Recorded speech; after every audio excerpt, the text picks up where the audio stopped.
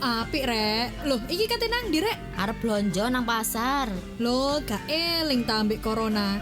Corona gurung mari lho rek. Alah, Kene tak jelasno. Virus corona iku sing nyebabno kasus infeksi nang sebagian besar negara di dunia, termasuk yo Indonesia. Wajar lah lek awak dhewe iki kuatir terinfeksi atau ketularan virus iki. Soalnya penularannya cepet. lah ya apa maneh? Sayur ambek daging kulo wis entek, gak masak lah an. Loh, nang pasar yo oleh. Sing penting ojo lali 3M. Pertama, biasakno gunakno masker. Kedua, cuci tangan gawe sabun nang banyu sing ngalir selama 20 detik utawa gunakno cairan pembersih tangan atau hand sanitizer. Ketiga, jaga jarak, hindari kerumunan utawa kegiatan sing libatno wong akeh. Iya po, sido nang pasar ta? Walah ngono ta, yo sido rek, lah gak mangan sedoan. Ya wis aku tak berangkat yo. Ya wis, pokoke ojo lali 3M. Iklan layanan masyarakat ini dipersembahkan oleh Palang Merah Indonesia Provinsi Jawa Timur. Pendengar, selamat sore. Apa kabar Anda di sore hari ini? Saya Fresti Oktora kembali hadir menyapa Anda di perjalanan lintas Surabaya sore untuk dialog interaktif di sore hari ini. Dan kami akan hadirkan bagaimana perbincangan kita bersama dengan Bapak Elvana Kusdianto. Beliau adalah praktisi psikososial support program atau program dukungan psikososial PMI Kabupaten Jember. Kita sudah bersama dengan beliau, kita akan sapa terlebih dahulu. Selamat sore, Pak Elvana Kusdianto. Selamat sore, Mbak. Baik. Waalaikumsalam warahmatullahi wabarakatuh. Sehat, Pak ya? Alhamdulillah. Alhamdulillah. Saya manggilnya Pak Elvana ya? Elvana aja. Iya, baik. Pak Elvana, di hari ini topiknya adalah physical distancing bukan social stigma, begitu ya Pak ya? Iya, benar. Baik. Dan pendengar, kami ingatkan untuk Anda ingin bergabung bersama kami silahkan. Nanti ada 2 line telepon yang kami siapkan, yaitu 5345474, 5346903. Atau Anda juga bisa bergabung bersama kami di 08133114 Itu adalah SMS dan juga WhatsApp yang bisa Anda gunakan untuk diskusi bersama kita di kesempatan kali ini. Jadi kita akan mencoba untuk memperbincangkan mengenai topik physical distancing bukan social stigma. Seperti apa itu? Nanti kita akan hadirkan bagaimana perbincangannya. Sebelum kita ulas lebih dalam lagi, kami akan hadirkan satu komposisi terlebih dahulu.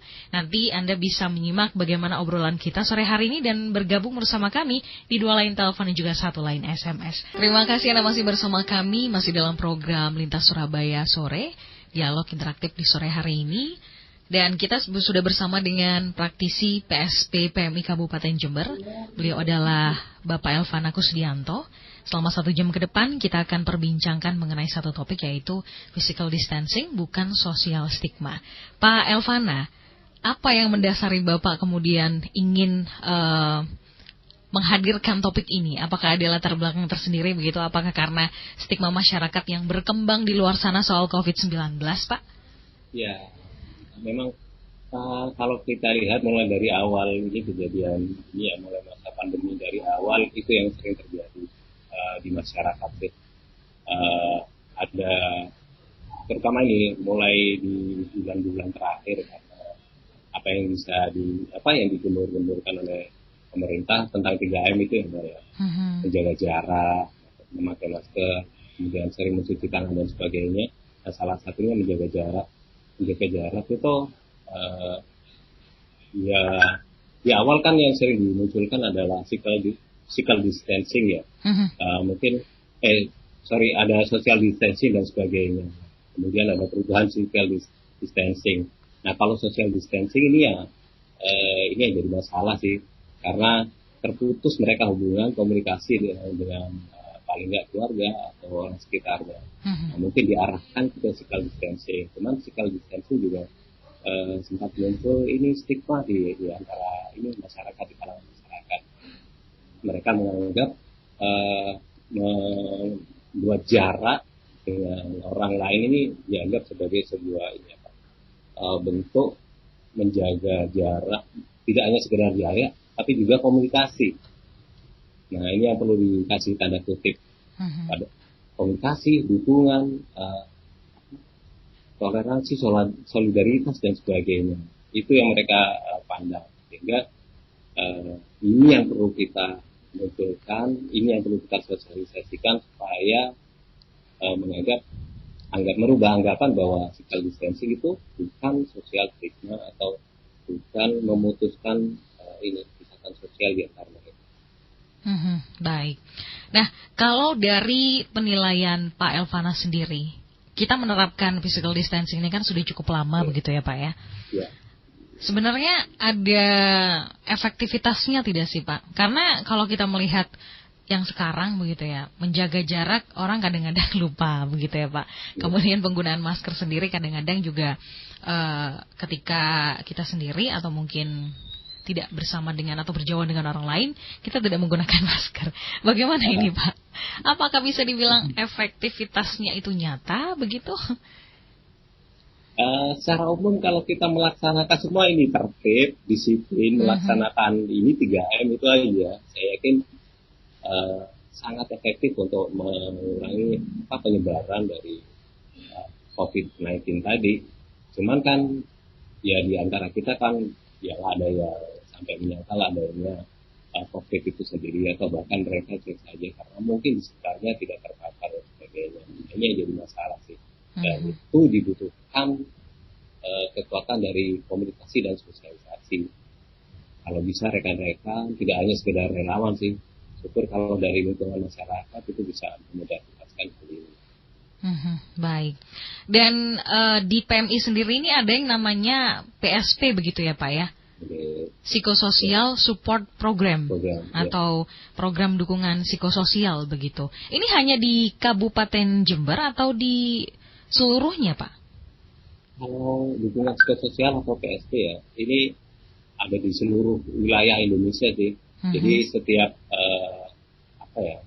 bidang atau ilmu terkait dengan kepala menhan biasanya disebarluaskan ke seluruh elemen yang ada di PMI dalam hal ini hingga sampai ke tingkat kecamatan misalkan memungkinkan jadi sebarluaskan. Kalau Pak Elvana sendiri ini khusus di Kabupaten Jember ya Pak ya atau di Jawa Timur? Di Jawa Timur kebetulan, tapi kalau misalkan memungkinkan ada daerah atau provinsi lain, kami juga bersedia ini sharing ilmu. Saya juga pernah memberi materi di daerah Riau, Kepulauan dan sebagainya. Tergantung ini kemungkinan. Kalau relawan sih banyak di hampir semua provinsi. Cuman untuk penguatan atau refresh kadang kita dibutuhkan untuk daerah lain. Baik. Kalau boleh tahu Pak, program seperti apa sih Pak? Psikososial Support Program yang ada di PMI sendiri itu? Mungkin bisa diceritakan kepada masyarakat. Ada mereka yang mungkin tidak mengetahui mengenai hal ini begitu. Silahkan Pak Elvana. Kalau dulu ini berawal dari ini sebuah konteks bencana ya. Di bencana itu setelah diberikan bantuan secara fisik seperti rumah atau paling enggak tempat hunian misalkan tenda, terus kemudian logistik makanan sudah dibagikan, terus keperluan lain-lain yang secara fisik sudah diberikan, tapi masih ada permasalahan di situ.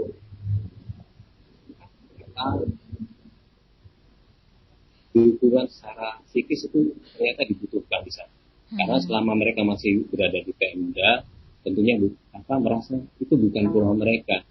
Nah, gangguan psikologi sering muncul, rasa khawatir, cemas, gak nyaman, dan sebagainya itu sering muncul. Jadi karena perhatian ini kemudian muncullah dukungan psikologi waktu itu di awal. Nah, karena psikologi sifatnya lebih banyak ke arah dukungan dalam bentuk individu, mungkin kurang sesuai kalau digunakan untuk konteks bencana atau jumlah komunitas itu besar. Karena bencana kan tidak dalam bentuk sporadis satu keluarga atau tapi lebih cenderung satu kawasan wilayah dengan jumlah personal itu cukup besar.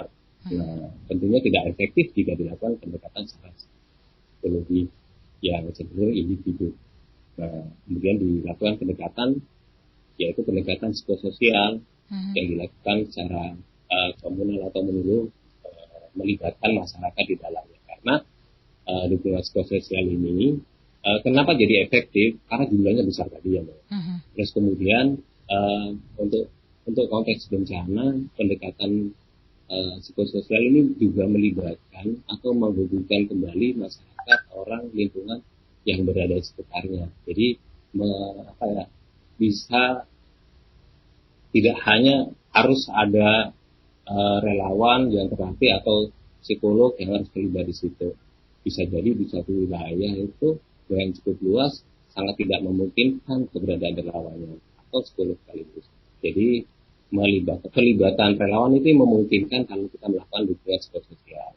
Jadi mereka paling enggak diberi pelatihan singkat, kemudian paling enggak diberikan gambaran kira-kira apa yang harus dilakukan, sehingga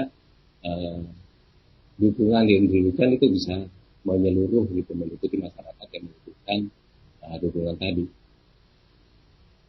Kemudian kalau berbicara mengenai peran dari PSP sendiri, ini apakah perannya itu mendampingi saja atau memberikan bisa dibilang pendampingannya itu tidak hanya soal psikososial saja begitu?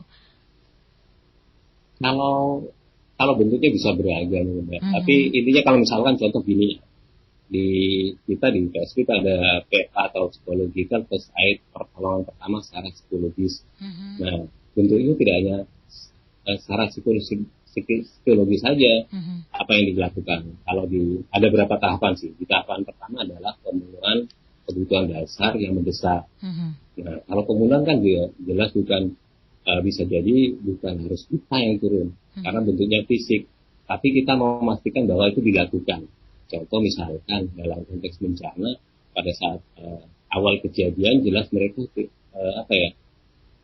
yang sangat mereka butuhkan dan mendesak adalah kebutuhan ini, mungkin logistik, makanan, tempat tinggal dan sebagainya. Jadi pada saat itu intervensi kita adalah memastikan itu diberikan. Bukan kita melakukan pendekatan, kemudian melakukan sharing, fokus group discussion dan segitu. Tapi apa yang kita lakukan bisa juga integrasi, juga koordinasi dengan bidang-bidang yang lain sesuai dengan kebutuhan pada saat itu. Baik, tapi kalau pada kasus COVID-19 ini bisa dibilang bencana juga ya Pak, tapi bencana yang tidak terduga begitu ya. Iya, bencana yang tidak terduga terjadi. Ini pada COVID-19 sendiri ketika ada keluarga yang mungkin kehilangan, jadi misalnya anak yang kehilangan ayah ibunya karena COVID-19, mereka juga akan mendapatkan pendampingan secara psikologis begitu ya Pak ya? Iya, iya. Itu termasuk bagian dari apa yang bisa kita lakukan di program dukungan psikososial. Tentunya karena keterbatasan informasi dan sebagainya, pelaksananya kita membuka semacam call center atau hotline, dalam ini hotline TNI Provinsi Jawa Timur. Contoh misalkan ya, dengan adanya hotline seperti itu diharapkan masyarakat andaikan ada kebutuhan dukungan itu bisa langsung menghubungi kontak person tersebut. Kalau call center atau hotline-nya bisa dihubungi di mana ini Pak? Ini Mbak, nomornya 082 278 968 Iya. 884. Oke. Mungkin bisa diulang kembali Pak? 082 Iya. 278 968 Iya. 884. Baik, itu adalah call center atau hotline. Jadi jika ada masyarakat yang mungkin perlu bantuan begitu ya Pak untuk pendampingan, itu bisa langsung menghubungi nomor tersebut begitu ya Pak ya. Iya. Baik, kemudian kalau berbicara mengenai stigma masyarakat, kita tahu bersama bahwa COVID-19 ini cukup berdampak tidak hanya mengenai ekonomi tetapi juga bagaimana sosial kita kepada masyarakat begitu. Ketika saya pernah menjumpai hal yang kurang menyenangkan ketika ada salah satu keluarga yang terkena COVID-19 sama orang terdekat seperti tetangga itu malah dijauhi Pak. Karena khawatirnya nanti tertular dan sebagainya. Padahal sudah dinyatakan bahwa keluarga yang ada di rumahnya itu dinyatakan negatif, tapi perlu bisa dibilang dikarantina mandiri begitu ya Pak ya. Nah ini untuk merubah mindset seseorang itu bagaimana ya Pak? Agar mereka ini tidak menganggap bahwa yang sudah meninggal kan otomatis akan putus hubungan dengan yang sudah ada begitu. Padahal sudah dinyatakan bahwa negatif untuk hasilnya begitu. Ya. Nah ini yang jadi faktor sulit, dimanapun merubah mindset seseorang ini adalah sesuatu yang sulit ya. Tapi jelas kita butuh proses. Nah, prosesnya kita lakukan bisa secara bertahap sih. Karena mungkin jelasnya munculnya stigma ini karena ketakutan tadi bisa jadi muncul. Nah apa yang jadi penyebab, nah itu yang kita kurangi dengan cara apa? Jelasnya komunikasi yang kita lakukan. Bagaimana komunikasi itu dilakukan kalau dalam bentuk masyarakat, apalagi tidak 1-2 orang biasanya terjadi. Nah, kita bisa libatkan bagian dari masyarakat itu, misalkan atau elemen yang ada di situ, misalkan dalam bentuk pengajian, misalkan, atau kita libatkan tokoh-tokoh masyarakat yang ada di sana untuk membantu dalam bentuk edukasi atau sosialisasi tentang hal-hal atau fakta-fakta terkait dengan COVID-19 itu. Baik. Ya, kami ingatkan untuk Anda yang ingin bergabung bersama kami pendengar ya, Anda bisa langsung mengirimkan pesan singkat atau bahkan menghubungi kami di 2 line telepon yang kami siapkan, yaitu di 5345474, 5346903 dan juga 08133114 Jadi Anda bisa bergabung, berdiskusi bersama kami di kesempatan sore hari ini. Baik, Pak Elvana, ini kalau kita berbicara lagi mengenai stigma masyarakat, ada kalanya mereka ini juga termakan hoax karena informasi-informasi yang ada di luar sana kita bisa akses dengan mudah ya Pak. Kita ngetik COVID-19 gitu sudah muncul berbagai macam hal begitu. Dan ada kalanya yang dituliskan di internet itu ada yang melebih-lebihkan, ada yang membuat ketakutan tersendiri, ada yang membuat kesimpulan tersendiri begitu. Akhirnya mereka yang membacanya takut dan memunculkan stigma lain kepada masyarakat begitu. Nah ini bagaimana untuk kita sendiri untuk bisa menghindari hal-hal yang demikian, Pak?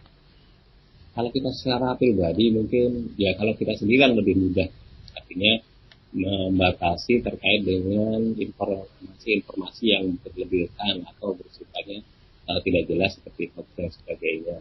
Dengan cara ya kita pastikan sumber itu dari sumber yang terpercaya jelas. Sekarang kan ada sendiri tuh untuk websitenya terkait dengan COVID-19, bisa dicari di situ kira-kira informasi terbaru atau kira-kira apa yang bisa dilakukan oleh masyarakat terkait dengan situasi yang ada. Itu yang penting. Kemudian ini terkait masalah psikologis juga. Kalau kita sering terpapar dengan berita-berita yang semakin hari jumlahnya meningkat semakin banyak, justru akan bersifat negatif kan. Lebih baik kita kalau bisa mencari berita-berita yang sifatnya positif. Semisal terkait dengan bagaimana cara kita mengamankan diri sendiri dan keluarga terkait dengan penyebaran virus atau cara mengurangi penyebaran virus itu sendiri. Kemudian berita-berita tentang penghargaan terhadap tanda kutip pahlawan pandemi misalkan, dalam ini pihak medis atau perawat yang bertugas untuk menangani pasien. Terus kemudian mengurangi terminologi yang justru memperparah situasi yang terjadi. Kita harus hindari atau kata-kata yang mungkin cenderung negatif. Contoh sederhana, misalkan kita kurangi penggunaan istilah korban, kita gunakan pasien, itu salah satu mungkin yang kita lakukan. Baik, ini ada WhatsApp yang sudah masuk juga di 0813314x992. Ini tidak menyebutkan nama, tapi menanyakan mengenai satu hal. Selamat siang, Bapak narasumber. Mohon penjelasannya. Di tempat saya ini kan ada salah satu yang menjadi pasien COVID-19. Namun yang disayangkan adalah masyarakatnya ini sudah diberikan pengertian, tetapi seperti menjauhi orang tersebut atau mengucilkan. Bahkan yang lebih parahnya lagi, tokoh masyarakat seperti RT-nya sendiri itu juga ikut-ikut mengucilkan. Lantas bagaimana? Apa yang bisa dilakukan? Apakah ini juga bisa dilakukan pendampingan oleh pihak PSP PMI begitu? Mohon penjelasannya. Bagaimana ini, Pak? Ya, terima kasih. Pertanyaan yang bagus ya. Jadi intinya gini, seorang yang mungkin terpapar atau terjangkit oleh COVID-19 ini jelasnya biasanya gini, kalau dalam pelaksanaan seharian mungkin kalau di tempat kami biasanya diarahkan untuk ke rumah sakit rujukan. Sehingga mungkin lebih aman untuk terkait supaya tidak terjangkit atau menyebar ke orang sekitarnya. Gitu. Namun demikian bisa dilakukan juga tindakan ini isolasi mandiri mungkin, termasuk juga dengan anggota keluarganya. Setidaknya untuk pasien itu butuh dukungan setidaknya dari orang-orang di sekitarnya, yaitu anggota keluarganya. Nah, mereka saling mendukung. Tapi tidak menutup kemungkinan di lingkungannya itu. Nah, kalau misalkan ada berapa orang di sekitar itu, situ bahkan mungkin kalau Pak RT-nya juga turut menunjukkan, bisa juga Bapak yang bertanya ini melakukan memberi contoh lah, gimana melakukan bentuk solidaritas terhadap keluarga yang salah satu anggota keluarganya terjangkit oleh COVID-19. Cara sederhana mungkin sering ditunjukkan di televisi seperti meletakkan ini bahan makanan di pagar dan sebagainya, dengan tetap menjaga protokol yang kan bisa demikian, atau buah dan sebagainya, itu salah satu bentuk itu.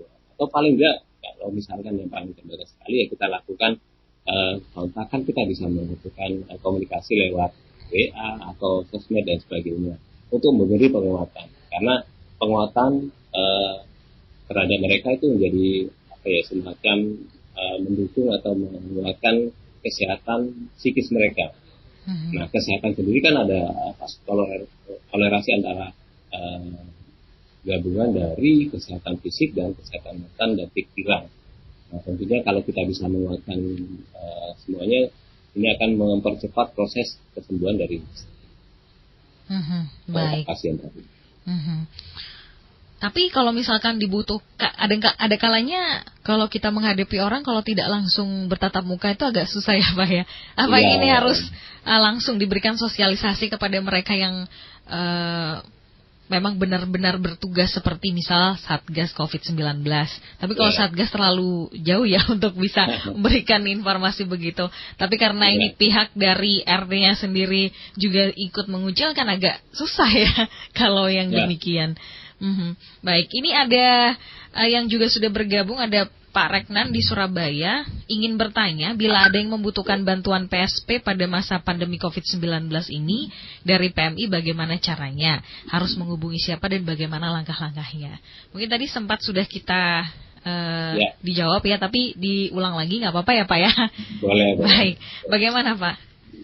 Nah, ini bisa menghubungi di hotline PMI Provinsi Jawa Timur. Jadi kamu nanti bisa menggunakan tersebut, yaitu nomor 082 278 968 884. Nah, bisa menghubungi nomor tersebut. Nanti tergantung wilayahnya, karena itu nomor kontak hotline di Provinsi Jawa Timur.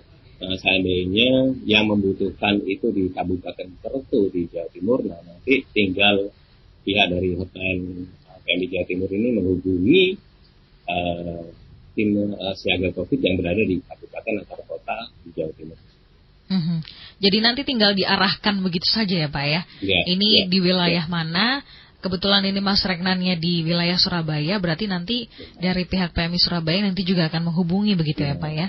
Itu yang bergerak yang di kota Surabaya, dan insya Allah di masing-masing kabupaten kota relawan atau pelaku dukungan psikososial sudah ada di situ. Mungkin bahkan kalau di Surabaya sudah berkembang dengan berbagai pelatihan dan kegiatan sehingga mereka eksis. Tapi apakah relawannya nanti itu akan terjun langsung ke yang bersangkutan atau hanya virtual saja Pak? Nah, ada berbagai bentuk pendekatan. Kalau semisal ada muncul ini kekhawatiran dan sebagainya dari pihak pasien atau dari pihak keluarganya, kita bisa lakukan secara virtual. Yang penting adalah dukungan tadi. Tentu dukungan itu bisa tidak hanya secara langsung, tapi bisa juga kita manfaatkan aplikasi teknologi yang ada, misalnya WA, atau justru yang bagus, yang intens tiap hari itu siapa? Ya, anggota keluarganya. Kita nanti pendekatannya tidak hanya pada si pasien, tapi juga pada anggota keluarganya, supaya si anggota keluarga ini bisa memberi dukungan terhadap si pasien, bukan justru mengecilkannya. Itu lebih penting karena mereka kan bertemu hampir setiap hari, sedangkan relawan itu punya keterbatasan karena mungkin harus bertugas tempat lain, sehingga akan sangat efektif bila kita lakukan tidak hanya pada pasien tapi juga pada keluarganya supaya bisa dapat dukungan secara penuh. Baik, mungkin Pak Elvana juga bisa menjelaskan kepada masyarakat, biasanya ketika kita ada saudara yang sakit begitu ya, atau terkonfirmasi positif COVID-19, kita sebagai keluarga kan agak bingung ya Pak ya. Ini harus bagaimana, apalagi kalau dinyatakan positif, keluarga juga akan dikarantina. Kalau dikarantina pun, kalau misalkan karantinanya itu di rumah, mereka juga akan bingung bagaimana dengan mereka harus makan, beraktivitas, dan lain sebagainya. Seperti apa Pak ini? Ya, itu bisa dilaksanakan. Sebenarnya ada SOP-nya sih terkait dengan masalah itu yang dilakukan oleh Dinas Kesehatan dan ini tim gugus COVID.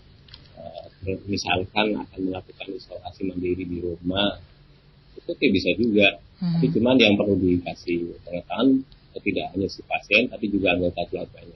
Apa yang harus dilakukan, apa yang harus dibatasi tanpa memutus kedekatan sosialnya tadi. Tetap jaga jarak dan sebagainya. Atau mungkin diberikan kamar khusus. Terus kemudian plus mungkin ada kamar mandi khusus untuk si pasien, tapi kalau tidak memungkinkan, kalau setelah digunakan atau menggunakan pada saat terakhir setelah semua sudah menggunakan, sehingga pada saat untuk memberi pembersihan atau melakukan desinfeksi lebih mudah. Misalkan itu kalau makanan kan bisa diberikan seperti biasa. Tinggal tetap kita melakukan 3M tadi. Sekalipun mungkin karena di dalam rumah, ya tetap kita gunakan karena di situ ada salah satu anggota keluarganya yang terpapar. Itu saja. Yang penting kita tetap menjaga kedisiplinan tentang protokol tadi. Kalau misalnya di rumah itu ada yang terkonfirmasi, maksudnya ada yang menjadi pasien terkonfirmasi positif COVID-19, tapi yang bersangkutan sudah meninggal misalnya, otomatis keluarga kan akan dilakukan swab test begitu ya Pak ya.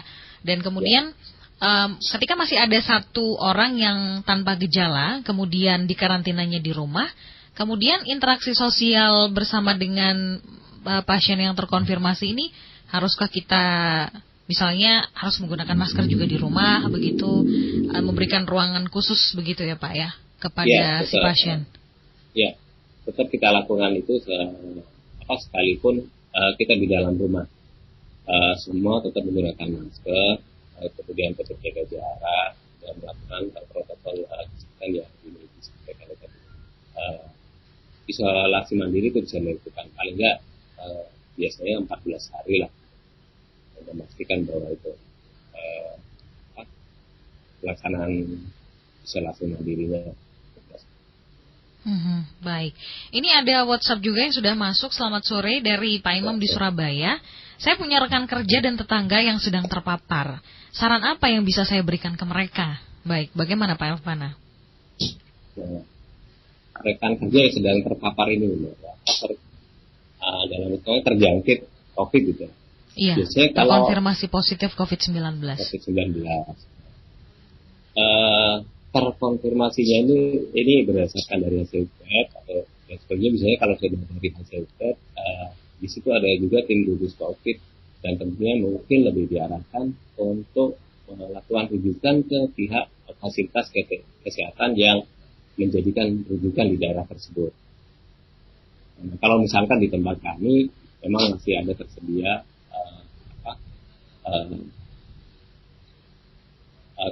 tempat, ada beberapa rumah sakit yang memang dikhususkan untuk penanganan pasien COVID-19, jadi bisa diarahkan ke sana.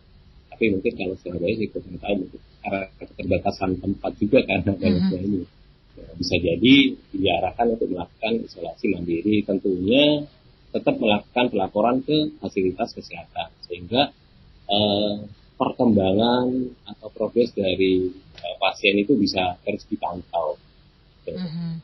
Baik, Jadi nanti tergantung hasilnya itu ya Pak ya. Ini apakah pasien ini OTG atau ada komorbid ya? Kalau komorbid otomatis akan dibawa ke rumah sakit ya Pak ya? Iya, dirujuk ke rumah sakit. Tapi kalau OTG mungkin bisa isolasi mandiri di rumah. Diusahakan isolasi mandiri. Ya lebih memungkinkan untuk diarah ke rumah sakit dan sebagainya, diarahkan mereka. Baik. Dan pendengar, silahkan untuk Anda yang ingin bergabung bersama kami ya. Anda bisa mengakses line telepon dan juga satu line WhatsApp atau SMS. Nomornya juga masih sama di 081 33114 kali 992 atau di 081 33114 kali 992, kemudian 0315345474 dan 5346903. Pak Elvana, kita jeda sesaat begitu ya Pak, karena ada informasi juga yang ingin kami bagikan.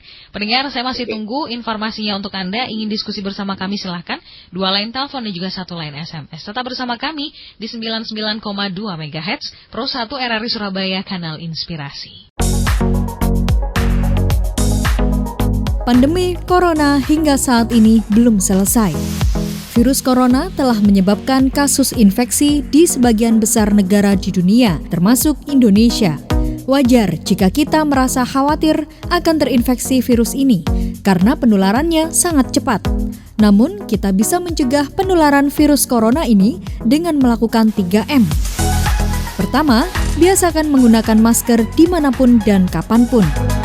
Kedua, mencuci tangan dengan sabun dan air mengalir minimal 20 detik atau gunakan cairan pembersih tangan. Ketiga, menjaga jarak.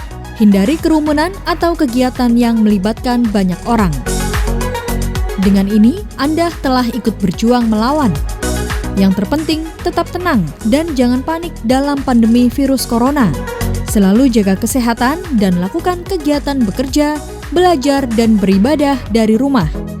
Mari bersama bergotong royong mencegah penyebaran virus corona.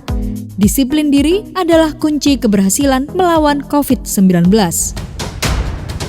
Iklan layanan masyarakat ini dipersembahkan oleh Palang Merah Indonesia Provinsi Jawa Timur. Pendengar, Anda masih bersama kami di RRI Surabaya di program Lintas Surabaya Sore untuk hari ini 9 November 2020. Masih bersama dengan Pak Elvana Kusdianto, praktisi PSP PMI Kabupaten Jember, dan kita masih memperbincangkan mengenai satu topik, yaitu physical distancing bukan social stigma. Pak Elvana masih bersama kami ya Pak ya? Ya, siap. Iya, baik. Pak Elvana, ini berkaitan dengan menjadi masyarakat yang bijak begitu ya Pak ya. Ini ketika ada mereka yang mungkin terpapar COVID-19 di lingkungan mereka, hal apa, dukungan psikososial yang seperti apa yang bisa kita berikan kepada mereka? Karena ketika mereka terpapar atau bahkan mereka kehilangan begitu, rasanya ketika diberikan semangat itu ada kalanya bisa menerima, ada kalanya tidak begitu Pak. Nah, yang bisa kita lakukan kalau kita sebagai pelaku dukungan psikososial, saya masih boleh. Agak jauh ya Pak ya, mungkin mikrofonnya agak lebih didekatkan lagi. Sorry. Baik. Ya, ini jelas ya. Iya, silakan Pak. Terima kasih. Kira-kira langkah apa saja yang bisa kita lakukan kalau kita sebagai relawan? Tentunya melakukan pendekatan, memberikan dukungan tidak hanya pada pasien, tapi yang jelas pada keluarganya, itu berhubungan langsung dan terutama dengan pasien. Yang tentunya yang tidak kita lupakan adalah pendekatan atau sosialisasi pada lingkungan sekitarnya. Akhirnya, ya stigma itu pasti muncul karena satu tadi. Keberadaan kita itu akan menguatkan karena kita berada di lokasi, tentunya dengan protokol kesehatan yang berlaku ya, kita melakukan sosialisasi ke masyarakat, ke tokoh masyarakat, sehingga mereka bisa lebih lebih mengerti dalam hal kognitif atau pengetahuan, sehingga mengurangi stigma-stigma yang muncul tadi. Itu yang bisa kita lakukan kalau terkait dengan dukungan psikososial. Tapi bisa jadi BNI kalau misalkan melakukan sebuah pendekatan, kita melakukan sebuah pendekatan secara komprehensif, tidak hanya dukungan psikososial saja. Ada kegiatan fisik yang kita lakukan, seperti pembagian pamflet atau brosur, atau bahkan kita juga melakukan penyemprotan disinfeksi jika memungkinkan untuk daerah atau lokasi di sekitar pasien. Jadi ada banyak hal yang bisa dilakukan sebagai masyarakat yang tinggal di wilayah atau mereka yang menjadi pasien terkonfirmasi positif COVID-19 untuk melakukan dukungan dalam berbagai hal apapun begitu ya Pak ya? Termasuk ketika memberikan dukungan soal materi berupa makanan misalnya Pak ya? Karena kan ada kalanya kan ketika kalau bisa dibilang kalau di isolasi mandiri, otomatis kita tidak bisa kemana-mana. Kemudian, kalau itu pun kalau misalkan hanya satu keluarga, kalau keluarganya banyak dan semua di isolasi mandiri, otomatis kita tidak bisa melakukan aktivitas seperti pergi ke pasar untuk memasak dan lain sebagainya, begitu ya Pak ya? Ya, sekalipun mungkin sekarang sudah marak ya, bubut dan sebagainya, tapi jelasnya tetap harus ada perhatian dari masyarakat sekitar. Ada beberapa daerah yang mungkin bisa ngasih contoh dan bagusnya pihak media juga memunculkan atau memberitakan ini hal-hal yang positif, misalkan solidaritas dari masyarakat sekitar terhadap mereka yang terpapar. Di tempat kami itu ada juga beberapa lokasi perumahan yang sudah melakukan itu, jadi membantu dalam bentuk bantuan makanan yang digantung di pagar-pagar, dan itu biasanya sekalipun di sana tidak ada ini yang terjangkit oleh COVID, mereka itu membagikan pun itu secara tulus dan ikhlas ditujukan pada mereka yang membutuhkan, walaupun dengan batasan ya, paling tidak untuk setiap keluarga cukup mengambil 1 atau 2 bungkus dari yang sudah berkumpul, dan itu sudah berjalan. Nah, tindakan ini kan kalau kita munculkan jadi berita positif, saya rasa ini juga memunculkan daerah-daerah lain untuk melakukan hal yang sama. Itu tujuannya kita mensosialisasikan atau memberitakan terkait hal-hal yang positif, karena akan bisa diduplikasi di tempat-tempat yang lain.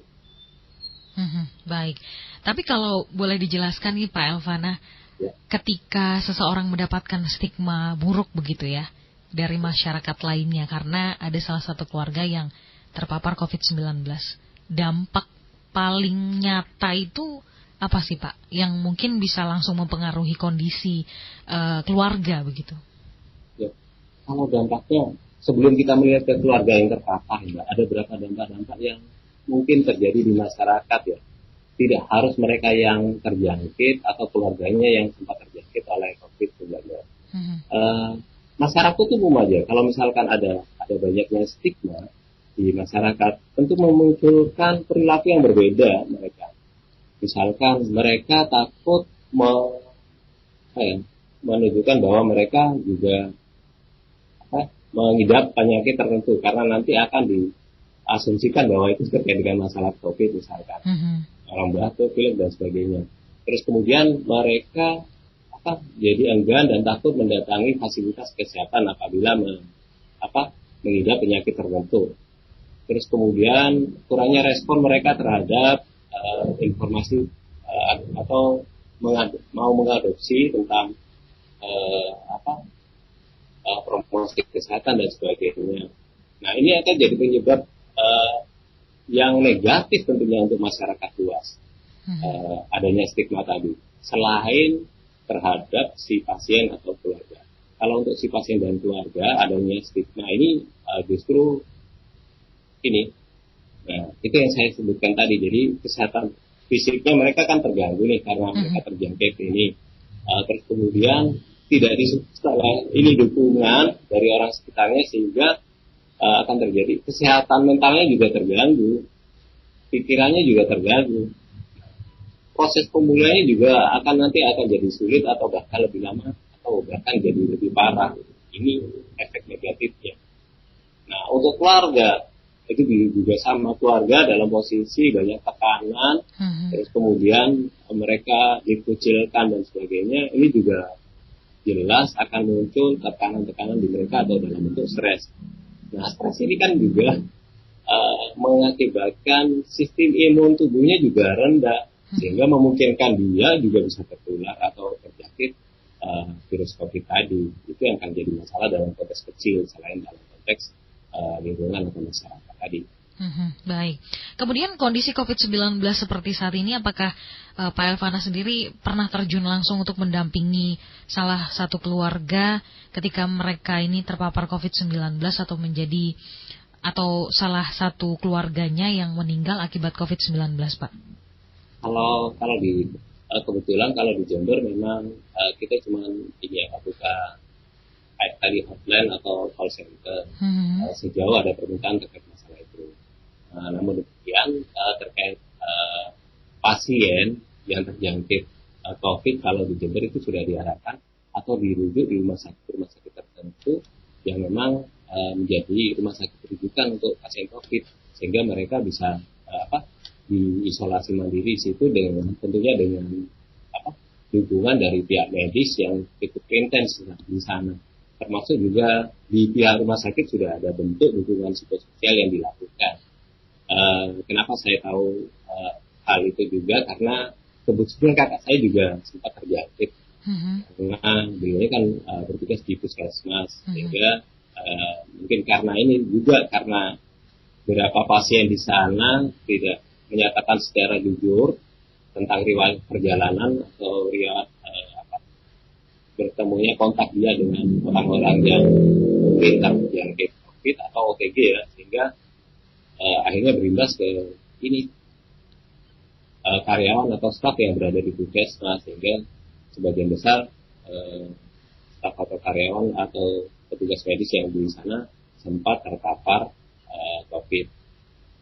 Dan dari kakak saya atau dari beliau, saya dapat informasi itu apa yang dilakukan sana, termasuk dukungan dari pihak rumah sakit, tidak hanya sekedar secara fisik atau secara medis, perhatian juga PFA tadi, kebutuhan mendasar apa yang mereka butuhkan itu dilaksanakan di sana, lebih intens dan bisa cepat sembuh dan di luar batas waktu yang biasanya 14 hari dan sebagainya, itu lebih cepat gitu. Baik, tapi pernah tidak Pak ada cerita bahwa ketika relawan itu turun begitu ya untuk pendampingan atau melakukan pendampingan kepada keluarga pasien, yang tidak menerima itu adalah masyarakatnya. Jadi misalnya ada drama diusir begitu dan lain sebagainya. Ada tidak Pak hal yang demikian terjadi? Kalau untuk relawan PSP belum. Tapi kalau di BPP kami ada juga rekan-rekan kami yang untuk tim ambulan jenazah.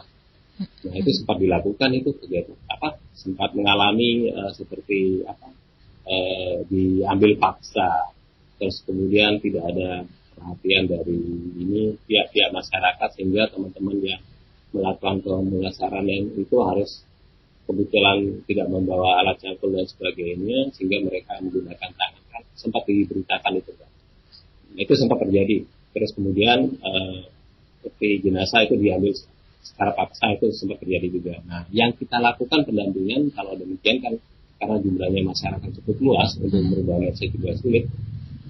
Kita arahnya melakukan pendampingan ke rekan-rekan kami yang mengalami ini tugas tadi, yang mengalami diberhentikan secara paksa, kemudian mereka harus dalam tekanan dari masyarakat dan sebagainya.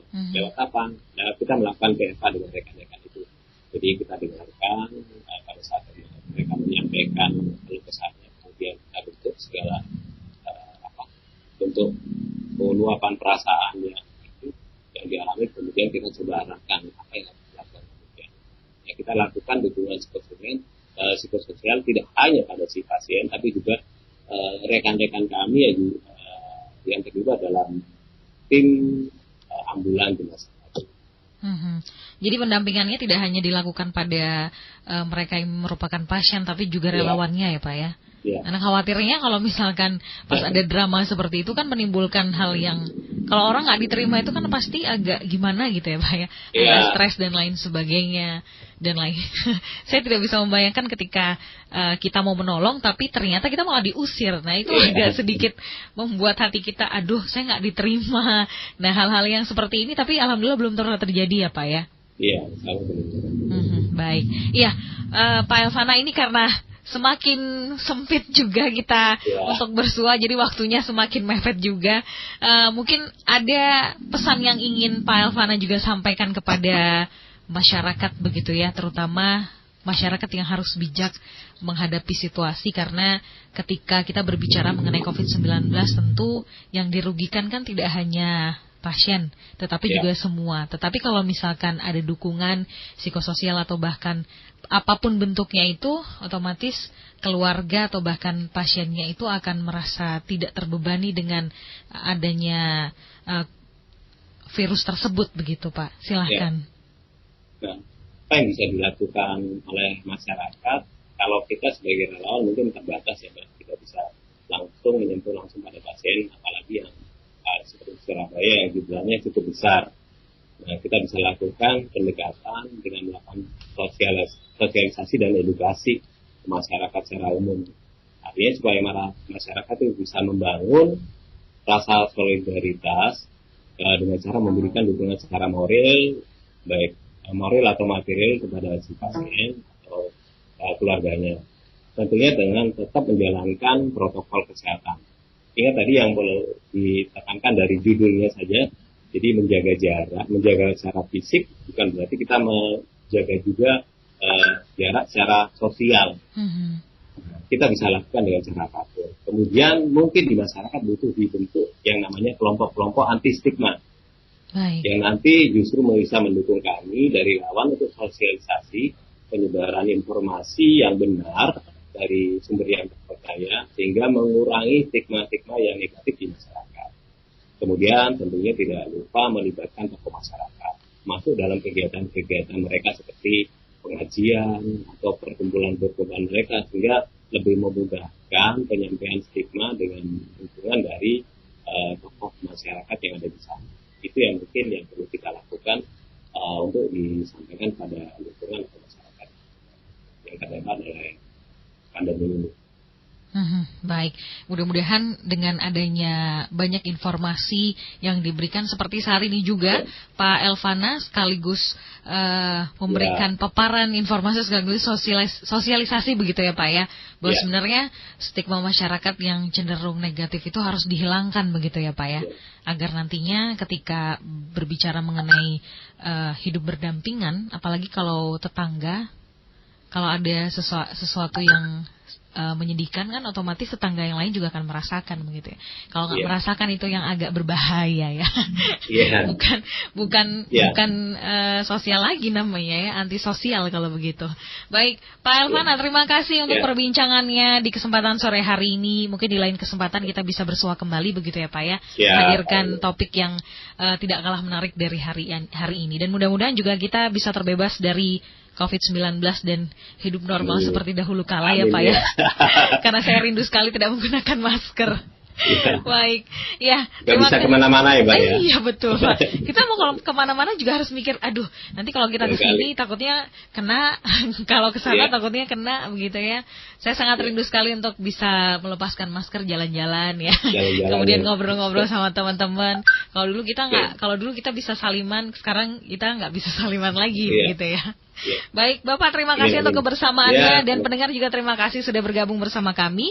Di lain kesempatan kami akan hadirkan informasi yang tidak kalah menarik dari hari ini. Saya Fresti Oktora dan juga Pak Elvana Kusdianto, praktisi PSP PMI Kabupaten Jember, pamit undur diri. Terima kasih atas kebersamaan Anda. Selamat sore dan sampai jumpa.